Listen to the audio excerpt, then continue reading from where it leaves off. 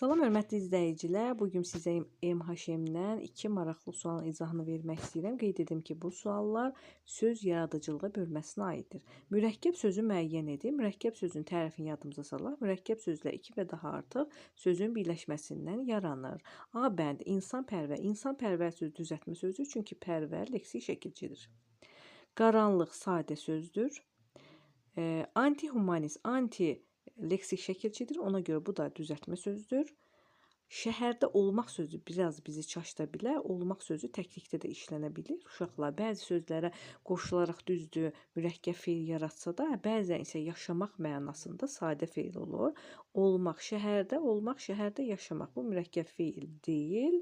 Və Y bəndi açıq sarı defislə yazılan mürəkkəb sözdür. Cavab oldu Y bəndi. 4. Eyni köklü sözlər cərgəsini müəyyən edin.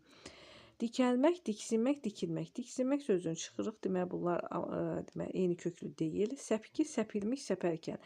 Kökləri eyni olsa da, səpərkən sözü sadədir. Arkən, ərkən. Bu feili bağlama şəkilsiz sadədir. Ona görə B-də ola bilməz. C bəndi birinci, birgə, birillik. Birillik sözü mürəkkəbdir. Ona görə C bəndi də ola bilməz. Gülünc, gülüş, gülənlər. Burada da gülənlər sözü. Baxın, ən feil sifət şəkilsi, lər cəm şəkilsi, bu da ola bilməz. Y bəndi mənimsəmək, mənlik, mənsiz. Mənimsəmək sözünün kökü mən əvəzliyidir, imsə leksik şəkilçidir. Mən əvəzliyi və lik leksik şəkilçi, mən əvəzliyi və siz leksik şəkilçidir. Hər üçünün kökü mən əvəzliyidir və üçü də düzəltmə olduğu üçün cavabımız oldu Y bəndi.